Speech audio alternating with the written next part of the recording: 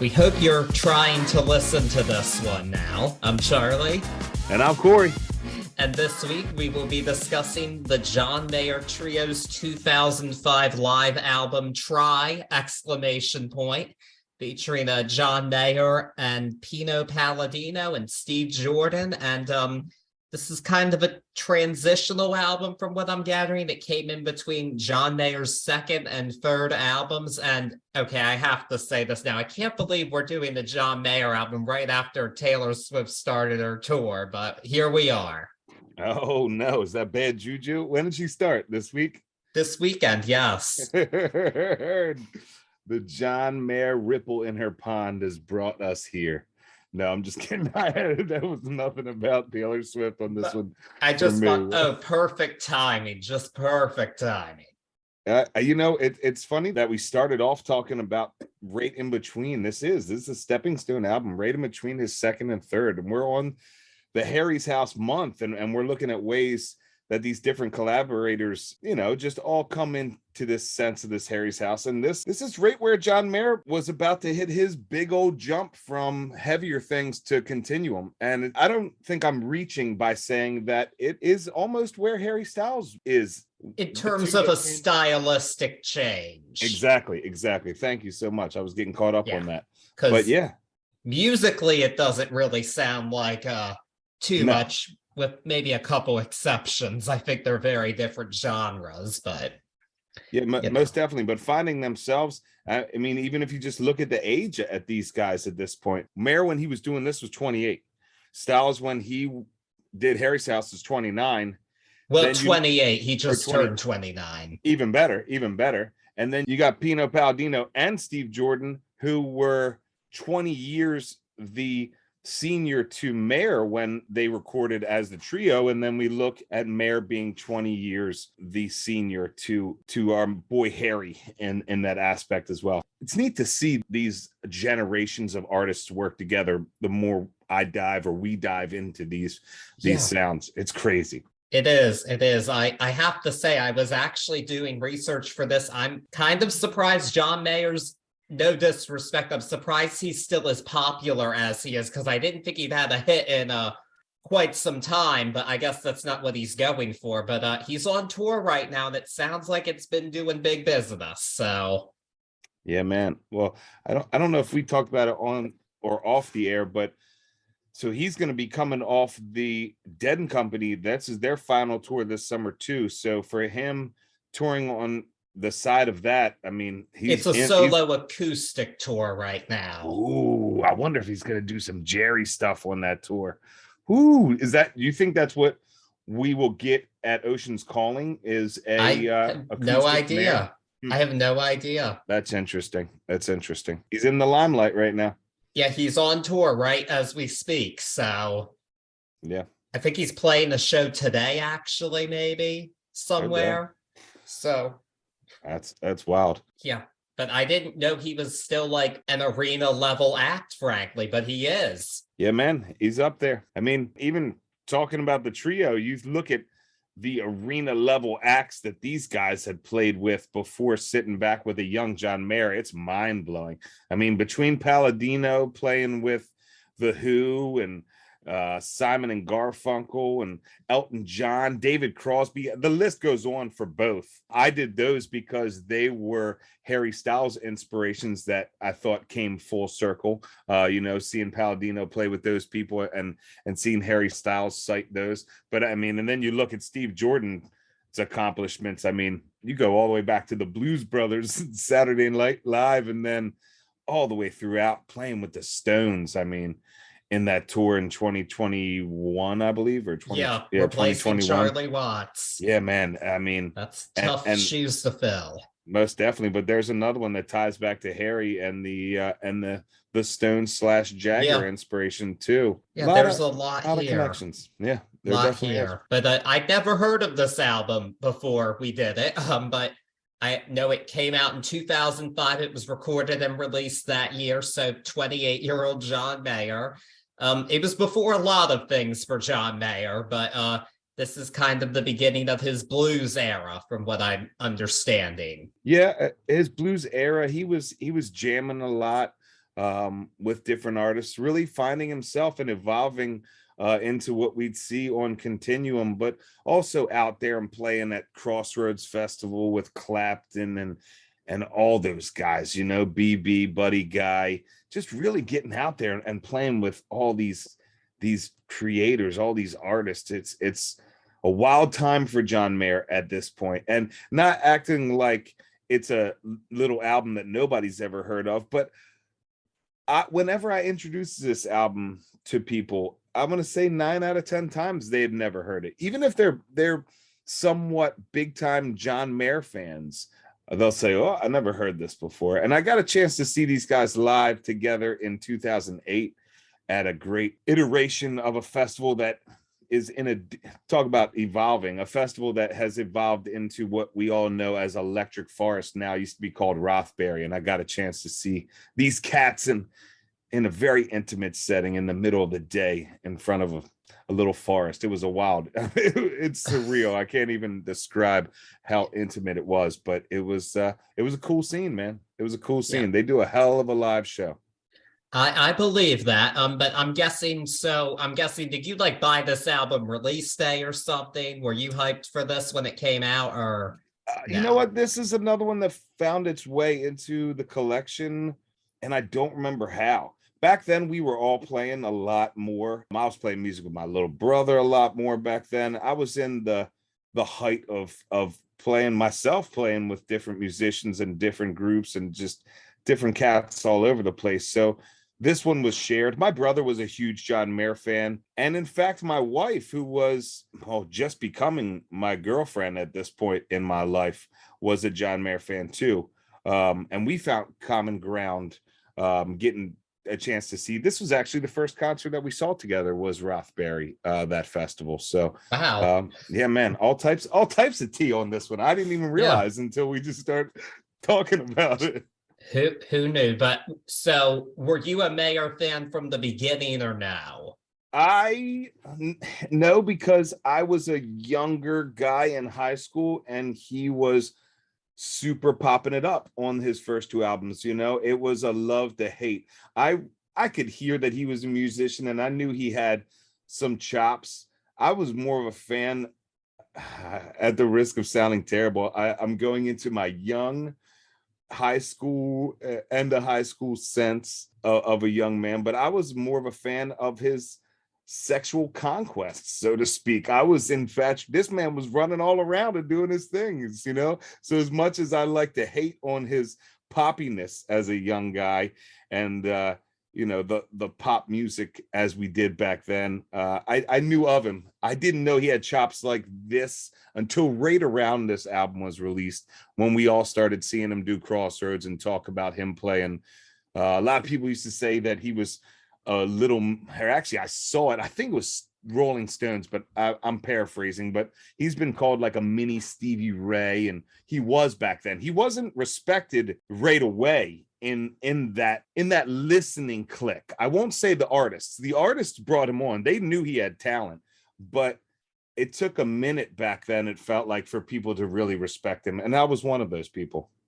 Yeah, because it seems like even today, still the first song people think of is "Your Body Is a Wonderland," and he's clearly changed since those early days. And again, I don't feel like I'm reaching, or I wouldn't be saying this stuff, but in my opinion, another connection or another just way he reminds me of Harry Styles, or Harry Styles at this point in his career, is John Mayer did the teeny bopper pop thing. Not as overtly as One Direction. No, not as overtly, but made his money. I'll do the air quotes for everybody. Paid his dues, so to speak, but really found his footing inside of the machine and busted out and did his own thing. And this is when it happened. This is when he finally, in my opinion, was like, all right, I'm going to move on and show the world who John Mayer really is, or who he has become at this point. And as a new Harry Styles fan, everybody who's been listening, if you haven't been listening, I'm a new Harry Styles fan. I love to see this evolution of Harry so far, and I can't wait to see something like this would come out of it, or just the way he moves on. They remind me of each other in that aspect. I can see that. I definitely don't think Harry has these guitar chops at all, but No, but do a trio or not, this is just fantasy stuff, but all right, pick up John Mayer, it's too easy to say Pino Palladino, but just pick up some wild players that are out there and go blow everybody's mind. Why not? It's the time, man. yeah, whatever it is he will do next, we are waiting to see. That's all I can really say about that. I think everybody's anticipating it heavily, but it hasn't even been a year since Harry's House has been released. Yeah, that's true. So, and the tour's still going. It's just, who knows? I don't know if he'll take a break or get right back to work on the next one. Who knows? Well, yeah, and there's another mirror there, is like, who knows where life will take you, period. I mean, John Mayer was playing a charity function. He was booked up. Steve Jordan set for him, and then they lose their bass player who was set for it. And Steve Jordan's like, hey, man, Palladino. And Palladino, from what I read, was the one that Steve Jordan called and was like, let's do this. And he was like, all right, you know what? I've heard some of his stuff and I've heard some rumblings. I'll come in and play. And then next thing you know, life's put these three cats together and they start making beautiful music. They vibed right off the get, from what I understand. That is what it sounds like. And as I said, album released in November of 2005 after it was recorded in September of that year. And it didn't get the push of a studio album, so it didn't sell as well as Mayer's two studio albums up to that point, which are both multi-platinum at this point. But this album managed to chart at 34 on the Billboard 200 and went gold in the US. So not bad for something that really didn't get the promotional push of the studio albums, and that the follow-up album Continuum would. But it's, kind of, I guess, a little nugget in the John Mayer discography, I guess you could say. Speaking of that timeline, though, I searched and searched because I here's one for the viewers or the listeners. I love to find stuff that Charlie doesn't find, but his knowledge is something that I look forward to. So this one, Charlie, it got nominated for Best Rock Album, but not until the 49th Annual Grammy Awards, which was in 2008, I believe. Or no, 2007. How does that happen? It's an eligibility thing. I believe that the Grammy eligibility, it's like the year goes from like October to October or something like that.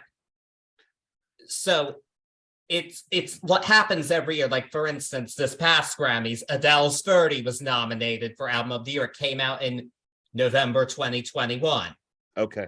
And this year, for what we'll see next, is Midnight's was released in October 2022. It wasn't eligible for last year. It'll be eligible this coming year. That didn't even dawn on me when we were talking about albums for this year. Wow. Okay. Oof. So it's a bit of a different thing, but it's always been like that from my understanding for the Grammys. Cool. Yeah. Just because it was that late point in the year after the eligibility, it means you're in for the next year. There you go. So learn a little something new every day. All right. Yeah. And this one definitely a bit different for me. Not one I went into this very blind. I haven't gone into one this blind, I don't think, since Radiohead even, but okay. All right. Fortunately, I liked it better than Radiohead, but that's a low bar for me. I can see you connecting a little bit more to this than Radiohead. I'll connect to just about anything more than Radiohead. And I'll say it again. I don't know if I said it on air last episode or not, but listening to this back in the day, it didn't register as a live album to me. So when I brought it up for us to do, that wasn't even a thought in my head. But it was cool to really listen to it as a live album. As crazy as that sounds, I just don't remember these tracks as live tracks. I remember jamming on them and digging them, but I don't. Again, it didn't register as a live album to me back then. Yeah, I think that's a blessing and a curse. I'll say that. Agreed. But yeah, with that being said, I'm kind of ready to dive into this one. Let's get at it. Let's do it. Inspired by the life of the savvy and ambitious Colombian businesswoman Griselda Blanco, comes a new Netflix original limited series. Griselda tells the story of a devoted mother who, with her lethal blend of charm and relentless savagery, creates one of the most powerful cartels in history. Witness Sofia Vergara's captivating transformation into the godmother of the underworld. Griselda, streaming January 25th, only on Netflix. So the album begins with a Mayer original. A lot of these are new songs at the time. There's a couple covers, a couple previous ones, but for the most part, this is new material. And our opener is Who Did I Think I Was? And definitely a blues rock song, full-on blues rock. I feel like it's kind of a statement about him being pigeonholed, is definitely the impression I get, because before he was known as the acoustic white guy with guitar, which is a blessing or a curse as well. People love you or hate you if you're that. And he's saying, like, yeah, who did you think I was? But he even mentions the blues in this song, like, this is who I am. And yeah, naturally, this was the one single from the album, and it didn't get a huge push. It only made it to 92 on the Hot 100. But again, they weren't pushing it, and the follow-up album actually came out not even a whole year after this. And that lead single was very popular. So this just didn't get a push. And I mean, it's a live track. It was probably only going to do so much circa 2005, 2006. I think the heyday of live hits on the radio has long past us by this point. I think this is kind of just an intro for me. I think it's not a substantial enough song to serve as anything more than an intro, but as an intro to this new sound, I think it works. Yeah, really just as a statement piece. Like you said, this is him. I mean, straight from the title, who'd you think I was? But it's a great opener with great energy. We get our first taste of really everyone musically, but we really get a good taste of Mayer shredding. And we get to see the next evolution of Mayer coming right out of this first track before Continuum. Again, you said it, it's short and sweet, but this one packs a huge punch. And you're right. It doesn't feel like a full big old piece, but it does what it sets out to achieve, in my opinion. And that is pick the energy up and give a little bit of a statement of who they are and who John Mayer is. All right, then. That's what we have for Who Did You Think I Was? And with that, we're going to go on to another original tune, this one written by the entire trio. Good Love Is on the Way. This is a song about just moving on from a previous relationship, and one of the more optimistic tunes because, he knows good love is on the way. And yeah, I feel like it kind of continues the sound of the previous song, but I think it's more of a full-on structured song, which I appreciate. I think it just has a bit more room to breathe, which I appreciate. So, yeah, I liked this one. I think it was a good second track. Yeah, it's a really powerful number two. This is one of, I won't say how many, but this is one of the tracks on this album that I wish would have made its way to a Mayer album somewhere down the line. I love this song. I love the way this song is structured. I mean, even with Steve Jordan producing Continuum, those writing credits could have easily been popped in down the line. It's just such a powerful Mayer-esque example of him as an artist from me. And it really shows the knowledge and ultimate talent of everybody shared in this composition. I super love that triplet run that we first see at 209, that boobity boobity boobity boobity boom boom boom. It's repeated twice throughout the track. I really love that. I think it's a perfect example of what I was just talking about, all of them together, that ultimate knowledge in composing. Yeah, a really strong number two. I love this song. Good. I can't speak as to whether or not it should have been on Continuum because I don't know the whole album, so I'm not the one to judge that. I wouldn't put this up there with some of the songs that I do know off of it, which we'll get into later on here, but we're not there yet. Actually, first, before all that, we get our first cover, Wait Until Tomorrow, which is a Jimi Hendrix cover, which definitely a chance for Mayer to show up the guitar chops if you're going to do Hendrix, often called the best guitarist of all time. What I find interesting about this cover is I think this song is much more funky than it is bluesy. And that's something that we definitely heard on Harry's House on the 2 tracks Mayer played guitar for. Those were definitely the funkier songs on that album. They definitely weren't going for the blues there. But I like this cover. I think it's well done, and I do think that it brings some lightness into the proceedings, because the blues are a heavy sound, regardless of what you're doing with it. It's a heavy sound. Even if you're just singing about sex, it's heavy. That's just kind of how the blues are. So I think it's good to have something lighter here, and I can just tell they're having a good time playing this song, and that really comes through for me, and I think that's a really good thing and something that we needed here.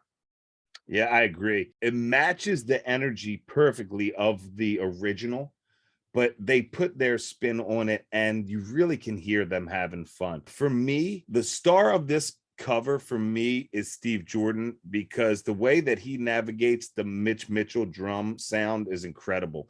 For anybody who doesn't know, Mitch Mitchell was the drummer for the Jimi Hendrix Experience, one of the most innovative drummers I've ever heard in my life. And to hear Steve Jordan just crush and tear, I have goosebumps talking about this right now, just crush and tear through this is just that's the hero for me. I mean, the other two have their ways with this song, don't get me wrong, and Mayer crushes in solo, and really he captures, I love it on this one because he captures a lot of the Jimmy sound in there, but it's still Mayer, you know what I'm saying? Like he does a really good job of keeping it just truthful enough to the cover, and I love that. But for me, it's Steve Jordan all the way on this one, man. Great cover. Wait Until Tomorrow. Yeah, and they actually, I saw, did it at Love Rocks at their previous performance this year. They did it at Love Rocks, this song. I saw them cover this or in the set list in 2008. They played this and another Jimmy cover that I'll talk about later. Okay, wow. I guess Hendrix is a natural point for them to go to, which is understandable. It's a natural point for many. But the next song is not a cover. It is a original song that did end up on the next album. It is called Gravity. This is one of Mayer's signature songs, a pretty well-known song by him that most people, even if they're not huge John Mayer fans, they might very well know this song. Yeah, it's a really beautifully written song about inner struggle. And the thing that sticks out to me the most about this song is it's crazy to me to think that this was a brand new song when he did it. Because when he's doing it, it sounds to me like this was released before Continuum, which was this album that featured the studio version of the song. It sounds like he's playing one of his classic hits already that the people are waiting to hear.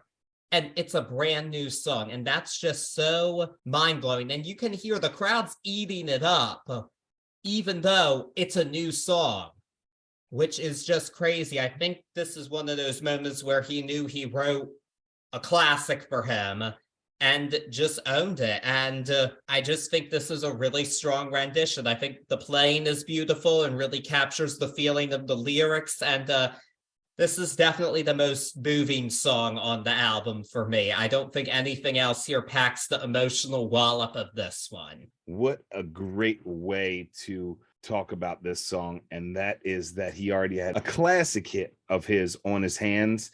And if you're standing in the House of Blues, this is a little soft catch your breath number right at first, you know, as far as standing in the crowd, the feeling you get, because one, you don't know it, you're trying to search to figure out if it's another cover, and then you just get rocked with this song that, you said it, man, it sounds like he's been playing this song for a million years by now. For me, this one's just a tad bit slower than the album would eventually be, but stripped down and live is the way I love this song. I love the playful blues soloing in this. In fact, this is the first time in this album that we hear, and we'll see it again throughout, but we hear this beautiful mimic or this call and response soloing here, and I really love that sound from him. And so we hear it on Gravity first, but this one, man, it gets you. It does. It's a moving song, and it's such a great way to experience it. as a live version before you even hear it out there. But yeah, ultimate classic. Definitely. And he better do this when we see him at Ocean's Calling. I got a feeling we'll see Gravity. He better.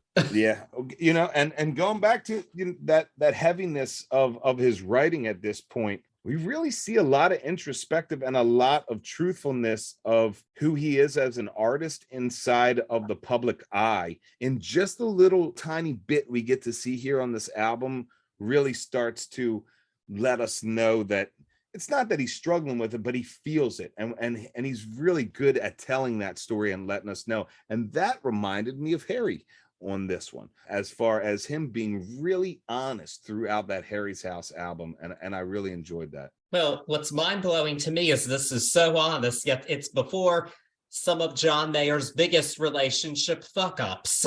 Of course. Oh, that man's messed up in love. That's an understatement. It's an understatement. He has indeed. But this shows you that he was always thinking about it.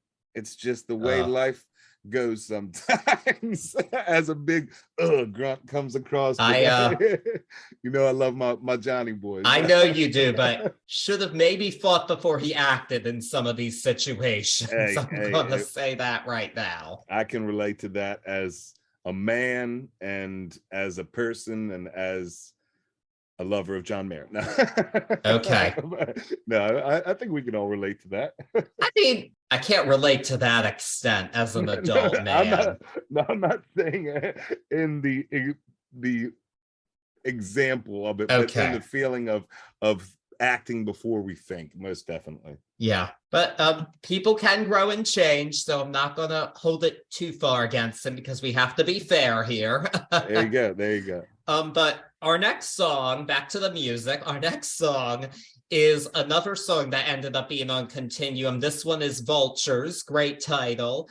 This one was written by the whole trio as well, and it's about facing your doubters, or now they'd say your haters. At this time you didn't say your haters, but now you'd say your haters.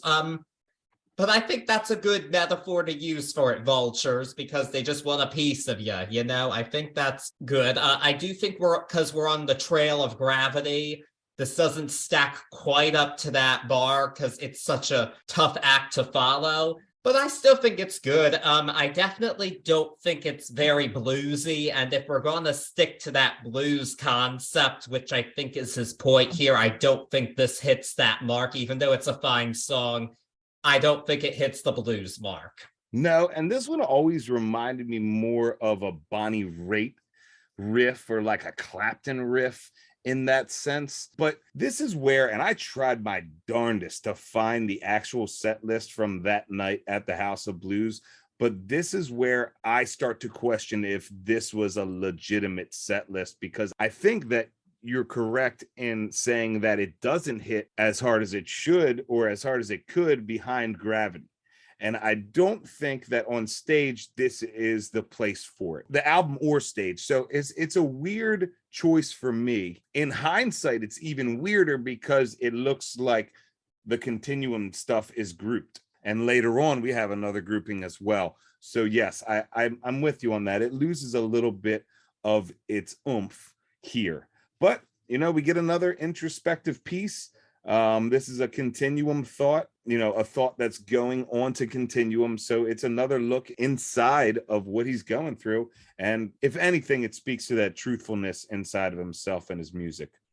Absolutely. And live albums have been edited and pieced together in the best. Even the dance had its set list rearranged a bit. I don't think it was as oddly placed as it is here, but even that did, and just goes to show you what they'll do. And I'm guessing they knew these songs would be on the next album. That's why they placed them together, even if it doesn't really make sense as part of a set list. Yeah. Which is kind of what takes me out of this feeling as much of a live album as it should.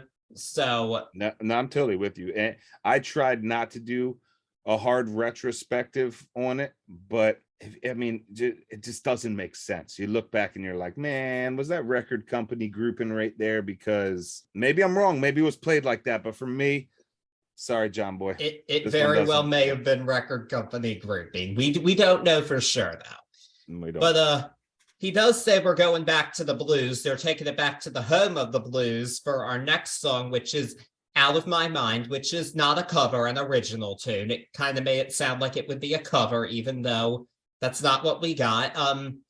This is our longest song on the album. It's over 7.5 minutes long. A lot of it's a jam and very simple lyrically, like most blues is. It's really about conveying the feeling rather than having poetic songwriting.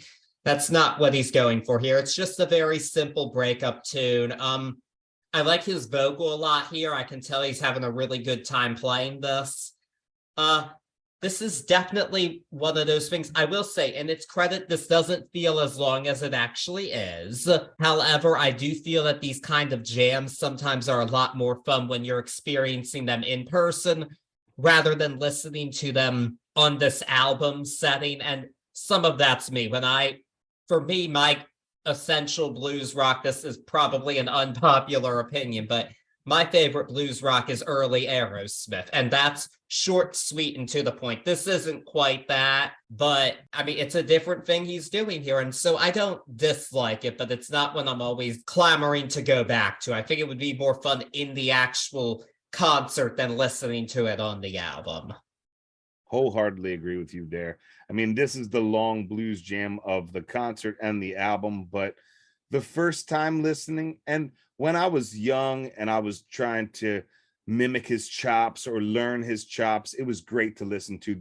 Before I get off onto a tangent, this is the height for me of the call and response soloing that he does on this album that I love so much, where he calls and responds with his own vocals and the guitar riff. I love that. But again, I go back to the listening of it. Once you've heard this once, it drags a little bit. Especially if you're just listening to the album like we are, to go over it in a critical sense, it loses that luster without standing in front of this happening. Totally with you there. Okay, good. Glad we agree on that. But the next song isn't quite as long. We're a bit more to the point with track number 7, which is Another Kind of Green, which I would describe as a cynical love song. Yeah, this is the gun to the head least favorite for me. I just think it's a filler tune, actually. I can definitely see why he didn't include this on an album. I think it has some nice lyrics in there. It's all right, but it's just kind of falls flat in the just overall for me. I think it's a filler song. Ooh, I wasn't expecting the other side of the coin here. I'm totally on the opposite side of the coin. In fact, I talked about it earlier. This is the second song that I wish this would end up on a John Mayer album somewhere, man. I love this tune. I love the way he uses the grass is always greener on the other side, saying inside of relaying this story. For me, this is a really neat blend of the blues that we're hearing so much on this album and the softer Mayer sound that we know from him and that we love from him. It's also another one where I get some real Hendrix vibes from inside of it, from him and Steve Jordan. And that is another reason that it speaks to my subconscious listener. But I really love this song. I'm surprised to hear you say that. But hey, man, we can't agree on all of them. No. Just like we didn't agree on cinema, we don't agree on Another Kind of Green. Heard that. Just like that. But was that the 7 track on Harry's house too? That was number 8. Oh, darn. But now we're on to this album's track number 8, which is another cover, I Got a Woman. This was a Ray Charles song, and actually a pretty smart cover for this time, because the Ray Charles original was sampled in the number 1 song in the country at the time, which was Gold Digger by Kanye West, featuring Jamie Foxx doing a Ray Charles impression. Because, he was Ray Charles, in case you didn't know. It was kind of big news at the time. I never saw the movie. I wasn't allowed to because I was a kid. You've never seen Ray? No, because a lot of movies when I was a kid, I wasn't allowed to see. I just kind of forgot about, but I still haven't seen it. You got to see that. All right, I think I do. We could talk about that for hours, but you need to see that movie. I will get on it as soon as I can. But anyway, Jamie Foxx is not the one singing it here. It's John Mayer. And again, this is another extended jam that it sounds like ends the main set, and where he introduces his trio. Again, I think this is another fun cover and a more bluesy cover than Wait Until Tomorrow. So I think it is fitting in that regard. Again, another song I think would have been more fun to hear in person rather than listening to it on this album. I just kind of wish this album, I don't know, had a bit more of that live music feeling like The Dance did. I just don't think it gets to that point in the way that some of the other really iconic live albums you think of, like not just The Dance, but also Kiss Is Alive. It really gives you that feeling. This just doesn't quite get there for me most of the time, unfortunately, but I still enjoy this all right. Yeah, it's a guilty pleasure track. And you said it, that the reason we got it is because of what was going on with the Kanye track at the time, and it was in front of everybody. It's a well done cover, but you're right. And maybe that's another bit of the reason I don't remember this as a live album, because it really just doesn't hit as far as pacing and as far as the feel of it. I go back to what I was saying before. I got to see them. I saw him do this, but I got to see him do Axis Bold as Love as well. And I feel like that would have fit so much better right here on this album. The only reason I think we didn't get it here is because we needed a little, as far as the pacing of this album, which I know we don't know, but I can't believe it's the pacing of this set. But if Bold as Love would have hit here, it would have been another slower jam, and we never really would have picked up out of it. So I think this is our last bit one of our last bits of energy as we go through this set. Yeah, it's just a guilty pleasure one. They do a great job. John hit some wild notes, and you can hear he's having fun with it, but this one's filler for me. This is like, all right, cool. That is fair, but it's the end of our main set, but everybody's shouting encore. TIAA is on a mission. Why? Because 54% of Black Americans don't have enough savings to retire. So in collaboration with big-name artists like Wyclef Jean, TIAA released Paper Right, new music inspiring a new financial future. With 100% of streaming sales going to a nonprofit that teaches students how to invest. Stream Paper Right now and help close the gap. And they come back out, and we start off with a song that people knew already, actually, from the previous album, Heavier Things. This one is called Something's Missing, not a single off of it, but the crowd is pretty thrilled to hear it because it's a song that they know. And it's basically something's missing. He has it all, it seems, but something's missing. I don't know the studio version of this song, so I can't compare it to that. In this live version, I think there's some good lyrics in this song. I do think it just overstays its welcome a bit. I think it just kind of meanders towards the finish line. So I don't know if the album version's significantly shorter or not, or if it even sounds that much like this. But yeah, it was okay for me. This one's all right for me. Here we go. Back to a cover later in the set list for what we are led to believe that takes us back to Heavier Things. It's third track on the Heavier Things album. It's a great track, whether it's back on Heavier Things or here, but there's so much sound on this track on its original recording that it's really mind-blowing to me how much of that sound is achieved by these three men live here.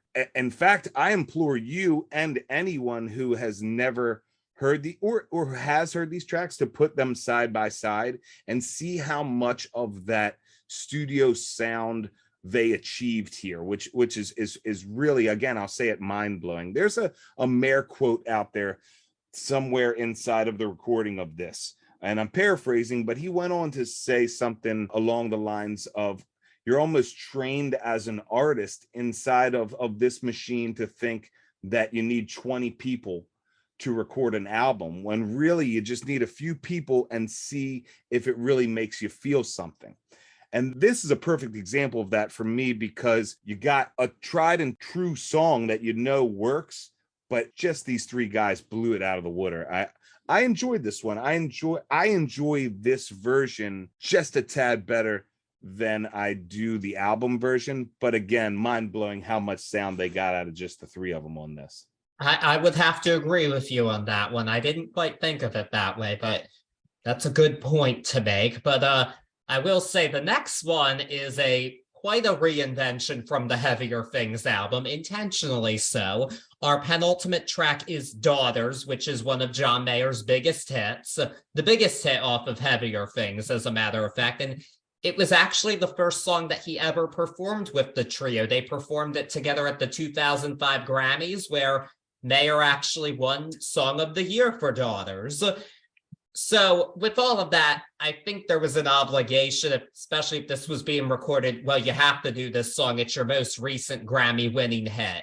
So he wasn't going to get out of doing this song, even though I'm not under the impression he's that big of a fan of it, because he didn't even want it to be a single. But a lot of people really liked it. I mean, lyrically, this is a really astute song, actually. And that's part of why I think it caught on so well. It's about how fathers should be there for their daughters. And clearly, it's probably inspired by a not famous ex of his, because he hadn't gotten to all the famous ladies quite yet at this point.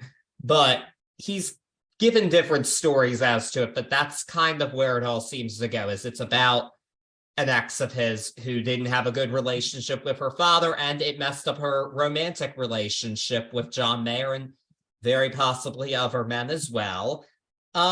This is a reinvention. The original is very acoustic. This is much more blues-based. And I think that's smart if you want to make it more representative of the new sound. And the crowd doesn't seem to mind that sounds different. They're still singing the song. They're still really into it, which I think is key. It seems like he took what made the song work and adapted it to this style that he wanted it to. I don't think this performance itself is quite as strong as the higher points here, like Gravity or Out of My Mind. And I think it's because he doesn't like the song quite as much. A part of it feels phoned in. He does a very good job phoning it in vocally, but a little bit I feel disconnected. I'm thinking it's probably I'm sick of this song and I have to do it because I'm obligated to. Yeah, even at the very littlest bit as an evolution of this song, you can still feel that there's something in there that he would love to change. Whether it be his emotional state when he wrote it and he's just looking for a way to get out of that, or whether it just be the composition itself looking to find a different sound for it. I enjoy the blues with this song. I think it fits, and I'm going to steal your word here, with the astuteness of these lyrics, because you are 120 million% with me on the reason that this is such a hit for him. Because in no way has it ever been, even in this iteration, one of his most musically challenging songs, but it's one of his most moving lyrical songs, in my opinion, that he's ever done. It is a very, very astute, very smart way of showing, like, fathers, take care of your daughters because they become lovers and then mothers, and this cycle begins with you. Whew, I'm almost tearing up talking about that because it just rings true all the way through. Whew, I need a quick second there, but that's what he did with this, and that's why it's such a big hit. Yeah, and I had to say, thinking of this in connection to Harry's House, I definitely feel like this song influenced Boyfriends off of that album. I thought the same thing when I was going through this. Couldn't help but think of that, but good place to take inspiration from. Good place to take inspiration from. And that brings us to the end of the album. We end with the title track, Try! A more upbeat closer. This one's just all about the groove. It's cool they ended on a more upbeat note, but I think this is just a jam rather than a song. And this is another one of those situations where sometimes when you end after like that big showstopper that it's a showstopper just because it's a hit. It feels a tad bit anticlimactic. I do think Daughters is a bit too mellow to be an encore song, don't get me wrong, but this still feels a little like that was a bit of an odd closer. Like they're having fun doing it, I'll give them that, but the song itself is pretty slight, and it's like, well, we just came out of the big hit here, and so it kind of just ends the album on a bit of a strange note for me. Yeah, no, I'm with you. Even though this sings as a grouping of everybody together, jamming out together, it really harkens back to some of the sounds that in my opinion, come from the older guys in this trio coming through an older rock / funk sound here. It just doesn't hit right at the end. I tell you the God's honest truth, I did not remember this on the album, and I used to go through this album. I had to look and make sure it wasn't added through the years in some different edition or whatnot, but that's how much of the impact that it didn't make. I don't even remember trying to learn this or practice it, and it's fun, it's cool, and you can we know this is the final track of the whole night because he says goodbye for like 45 seconds on the track, but it just doesn't hit. And you're right, it's very anticlimactic for an ending note on this live album. Yes, gladly agree on that. And that brings us to the end of this, the second live album that we've covered here on Turntables and Tea. This was your pick. I'm curious what you grade this album today. So going back and listening to this album, I have to say I was not very pleasantly surprised in a lot of different places. The musicianship on this album, and I'll never take it away, is top notch. The trio really shines on tracks like Who Did You Think I Was and Good Love Is on the Way. Of course, Mayer's guitar playing is super smooth, and it's really showcased with this perfect rhythm set. I mean, you couldn't pick a better rhythm section of Steve Jordan and Pino Palladino. It's a beautiful foundation. And while I still did enjoy the majority of the album, this time going back through, I found that there were a lot of sections, especially in the latter part of the album, that really fall flat, especially for a live album. All in all, for being the creative stepping stones for the forthcoming quantum leap from heavier things to continuum, this album, for me, while it shows the importance of finding your sound and being truthful to yourself and finding your way towards new music, it falls a little flat as a live album. So critically, I'm sorry, Johnny boy, I got to give this one a B. I'm gonna go a bit below you, B- for me, for a lot of the same reasons. I'm not as much of a Mayer fan as you.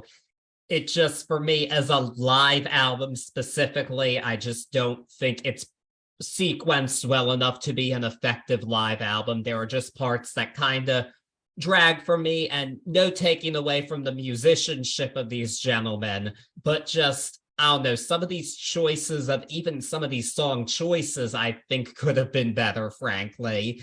I don't know what their whole set was, but I feel like they just could have, I don't know, done something a bit different with it. This just, in some ways, it feels a little slapdash. I hate to say it. Yeah. And now hopefully it makes a little bit of sense. You know, as crazy as I am, this is why I believe I don't remember this as a live album, because it sure as heck didn't hit like a live album. No, it doesn't. And for me, that's part of the problem if I'm expecting to go in hearing a live album. So, no stuff. I mean, there you have it, though. We've got the John Mayer trio and Try, but still an important stepping stone for all of these gentlemen. Most definitely. What was your favorite track on the album? Gravity. Dig it. For me, it's got to be Good Love Is on the Way. Okay, nothing wrong with those, but that is the end of our John Mayer, and we're now about to do our final episode of this month, and it was based on 2 polls. As I said, you all decided that the Harry Styles influence that we should cover next out of what we gave you would be none other than David Bowie.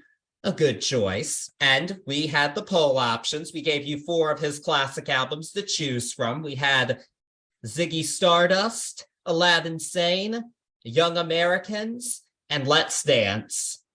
And after it being on Twitter, Instagram, and our Spotify page for the last episode, we do have a winner, and it is Young Americans. Ooh, I didn't know going into this what we got. So, all right, Young Americans. I actually, after looking a bit into it all, I actually think it parallels pretty nicely with Harry's House, actually. And I don't know if we spoke about this on the podcast, but didn't you say that Young Americans was the one you had the least experience with as far as Bowie? No, I wouldn't say that. Heard. Bowie is one for me where I would say I like him, but I've never done a deep discography dive of his.